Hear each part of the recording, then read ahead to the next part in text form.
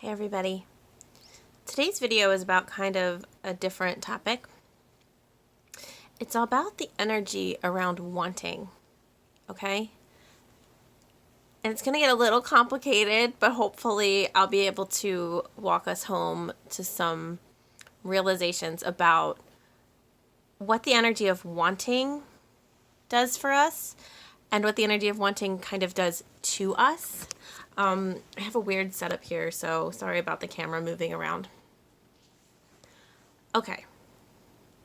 So, there's all these like rituals or ideas or spells or tricks or things you can do when you want something that you can call it in through a series of events or a series of intentional actions that you can take to sort of bypass whatever the blockages are. So, I'm talking about superstitions.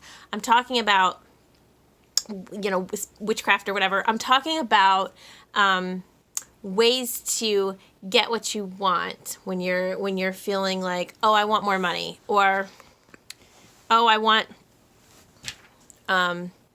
this person specifically, or oh, I want, XYZ thing that I don't have. I want to find my soulmate. I want to know what my career is supposed to be. I want to have all these answers. I want children. Anything you super want real hard, that's kind of what we're talking about here, okay? I want to address that with you. Because there's this phenomenon, right? Where sometimes the thing we want, we just never get to have it. Right? Have you ever noticed this? Like, someone will really spend all these years like, where is my person? Where's my soulmate? Like, and for some reason it's just never working out for them. Or someone's like always in a spiral with changing jobs and they're never having the job they want. Or you're really wanting a best friend, but all your friendships just crash and burn, or whatever it might be. So I'm going to energetically express to you why that happens, but then I also want to talk about the idea around wanting and the bypassing that happens a lot. And none of this is exactly fun, but this is the key to how to get through and move past this specific situation, okay? So, take your hands, put them out in front of you like this, okay? When we ask for something from the universe, when we want something, you put out your hand. You're like, hey, can I have my person? Can I have a career that I love, right? This is the universal symbol for asking. When we give something to someone, when we present somebody with something, we go, here, take this thing from me. So it's also the universal symbol of giving, right? Same, giving and receiving comes in this same capacity, with you holding your hand out to give and to receive. When we really want something so bad, here's what happens. I'm going to break it down really slow. Hang on while the train goes by. The mere fact that we want something, right, shows that we have articulated in our mind's image, in our mental image, what do we want. We might not know specifically what that job looks like or who that person is, but we might too. But we know kind of what we want, and we have an idea of it that we hold. We want something because we have become accustomed to the lack of it. When we're wanting something, it's because we've been living in the lack of it, and we do not like the place where we're living. We don't like the lack of it, okay? So we have visualized and decided what we want. That's a mental thing, right? That's the image that we're holding. Because we do not like the world in which we're inhabiting, where we don't have the thing, we're afraid to stay there. We're afraid that we're going to stay there, okay? We're not afraid to stay there because we're used to it. But we're afraid we're going to stay there. We're afraid that nothing will change and we won't ever get this thing that we've decided that we want. And so what do? We hold the image. We hold the idea. We hold the whole experience that we have in our mind of this thing that we want. We hold it. And we're like, my God, I want this thing. Now look at me. This is me holding the thing that I want. When I hold something this tight, I cannot have it because my hand is closed. I can't receive it. See this? When I'm like, I just want this person, or I just want this job, or I just want this outcome. I really need this outcome. This is the only outcome that I can have. The outcome can't exist. Why is that? Why can't the outcome exist? Think about it. It's because I am holding the outcome in my hand. The outcome cannot manifest external anywhere because I'm holding all of the energy for it. It only exists in my hand. It cannot manifest. It cannot come to me. It cannot be created externally. And even if it was, I can't receive it because I'm too busy holding the idea of it. What I'm actually holding, though, is the fear that I'm never going to have it. Right? I'm not holding the thing. I'm holding the fear that I'm never going to have the thing. And guess what? When I keep my hand closed in fear, when I keep my hand like this, terrified that I'm never going to have the thing, I can't have the thing. It's a self-fulfilling prophecy because I'm not open to receiving or giving it. I don't set it out into the universe. I don't say, fly, be free, go be created. And then I cannot receive it back when it decides to go out there, find a way to exist in the world, and then return to me. When we want something so much, we almost never get to have it because we have no chill about it, right? That's what that means. When we have no chill about something, it's because we are white knuckling the ever loving heck out of it. We are holding all the energy hostage, and it can't exist. We're not trusting. We're having zero faith. We're not okay. We are not okay where we're at, so we're terrified to say, I want this thing, because what if it doesn't happen? The only way to ensure it's not going to happen is to do that, okay? Now, this is a universal truth. If you think back over things you've wanted that you never got, you will see that it was because you've been holding it too tightly. You have to let go. That's what that means. If you love something, let it go. If you want something, let it go. Okay? This is, by the way, a lot of the power in ritual magic. It's about casting a spell. Think about it this way. You're casting it. You're tossing it out into the world to go exist, to go manifest, to go create something for you. Because you are releasing it. You're letting it go. So it's no longer being clutched by you. But that's neither here nor there at the moment. So when you want something so bad, you hold it. Where does that come from? That comes from a scarcity mentality. I am apparently obsessed with the idea of removing ourselves from a scarcity mentality because it's all I keep talking about. When you're in a scarcity mentality, you are having no faith. And I gotta tell you, faith is hard as heck. I am someone who has been talking to angels, to my guides, to the unseen forces that be for my whole life. So I have never had to have faith in anything because it was always standing literally in my bedroom at the foot of my bed. I didn't have to have faith, I knew. So imagine what happens for me when I don't know the outcome of something, when I don't know everything will be okay, when I have to just trust, when I have to let go. It's very challenging. So I am not on a different level than you people watching this right now. I'm right there with you people because I get this on a very super painful level. I can only speak about what I know about, and I really know this one. When we want something so much, we have to release it in order for it to ever even possibly have the opportunity to happen. This is why sometimes we get these things that just happen for us that we've just kind of on a whim sort of mentioned, and we're like, whoa, right? Because we let it free to the breeze and it could come back to us. We all know somebody who is desperately looking for their person, or who's really trying hard to, have a family, get a promotion, make something work out in their favor, have a certain business, become a millionaire, whatever it is. They're wanting it too hard. So here's the thing. A scarcity mentality means that you can't have abundance because all you see and all you seek and all you seek to see is the lack. That comes from fear.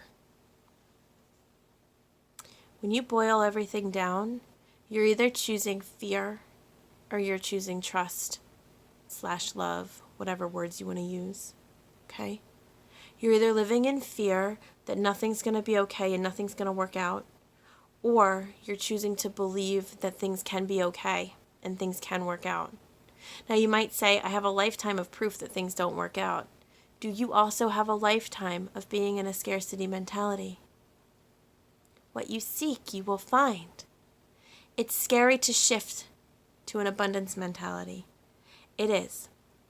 But the payoff is pretty immediate.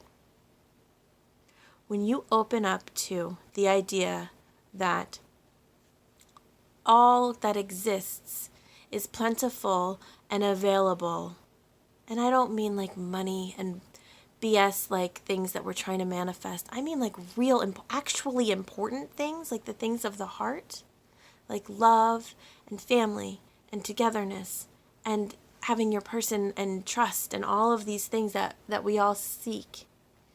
When you come from a place of abundance and you believe that it's out there and that you merely need to put out there that you can have this thing, it will show up for you.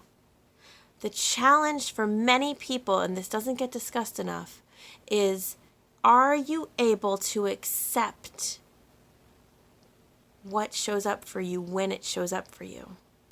People who are coming out of scarcity have a difficult time accepting abundance when it shows up at their door. They don't know how to take it in. They don't know how to say, oh my God, I asked for this thing and it came. What do I do now? They don't know how to accept that they can have the things that they want. They're more comfortable holding the lack. If you find that that applies to you, do some self-evaluation. Ask yourself what kind of life you want to actually have. Do you want to stay comfortable and still be in scarcity where you don't get to be okay ever, but at least you know that? Or do you want to take a risk and to say, I'm going to trust that everything might actually be how I secretly think it is inside, that maybe there's this like world where things are okay, and you step into it. Now here's the thing. I said I was going to talk about a bypass. Here's what's happening. Wish casting and manifestation and making our vision boards, and which is a whole thing at the new year right now, and spell work and all of the stuff that we do to try to create and call in the thing that we want. It's all a placebo for the actual work, okay? Going on different dating sites, changing your dating profile, changing your hair, changing your appearance, it's all placebo. The actual work is what we've been talking about right here, right now. It's you doing the deep dive into yourself and saying to yourself, what do I need to recognize within me? What do I need to sit with? What feelings am I avoiding feeling that are keeping me from having this thing that I want so much? How can I walk myself through my feelings and get to the other side of them? For me, when I'm terrified to let go of something because I don't know if I'm going to have it, I have to sit in a place where I figure out, well, I already don't have it. And I want it so much that I'm preventing it from manifesting. So my fear is that I won't ever have it, but I'm already living that. See, this is a thing that we have to get really awakened to. I'm afraid I won't have this thing that I want. But you're already living there. So what do you have to lose by tossing it out? Because you're already living there. See, shifting to an abundance mentality or a mentality of trust, it's all about recognizing you're already living in your fear. You're already living in the thing you're afraid of. So you might as well go, well, turns out I can survive in the worst thing, which is not having this thing that I want, because that's where I already live. See, but what we don't like to think about is, what if this continues? What if forevermore I don't have my soulmate? What if forevermore I don't know my life's purpose? What if forevermore I don't have another child? What if forevermore I don't, make $1 million, which I think would be a blessing for most people, by the way. But what if forevermore I stay exactly as things are now? And that's the thing that becomes unacceptable. And that's why we hold it so tight. We cannot and we do not want to stay in this spot forever. Well, isn't that some realization? Doesn't that tell you so much more about you and your world than this wish that you're clutching on, than this future that you're imagining? And this is the other reason why people have trouble accepting the thing once it shows up. Because once it shows up, what are they going to do? They're not going to still occupy their time with wishing for a different future. They have to step into it, and they have to live there, and they have to see who they are once they start to have what they want. And that can be frightening, especially if you come from scarcity, and especially if you don't do the self-work involved in saying, listen, even if I never get this thing, I'm going to be okay. Here's how I know. I'm already okay. And if I'm not already okay, what do I need to do within myself to become okay? How do I have to change? What do I have to work on within myself to become okay? What needs to shift in my life so that my life becomes okay for me? Because an external thing will never make my life okay. That's me. That's my job. I have to make my life okay. I have to be okay. And then whatever flutters in, whatever wishes that I have are answered, well, they merely enhance my world. I don't need it. I want it because it makes me better. But I'm already okay. And if you're not already okay, what do you need to do baseline to get yourself to being okay? Because the secret is, whatever this is will never make you okay.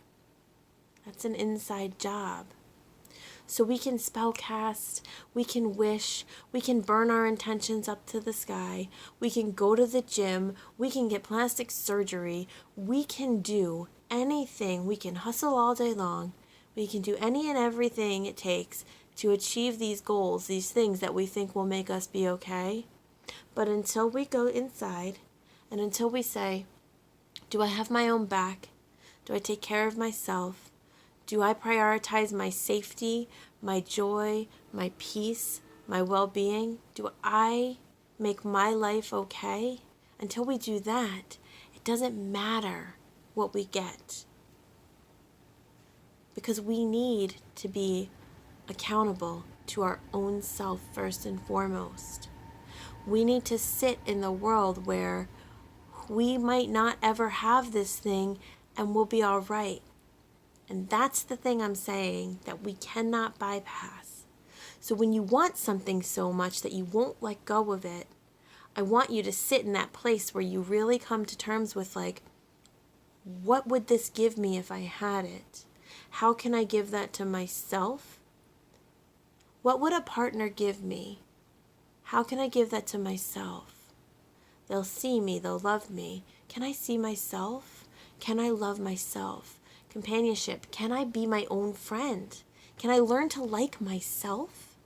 Would it be nice to have another person there with me? Yes, of course. And I'm not saying that you don't need the thing you want. Of course you do. But what I'm saying is that on a fundamental basis, If you're expecting the external thing to complete any part of you, you're going to be really disappointed because that's not how this works. External things can enhance what's already internal to us, but we need to do the work first. So please let me know if you have any questions or any comments, and I appreciate it if you subscribe to me and like my videos.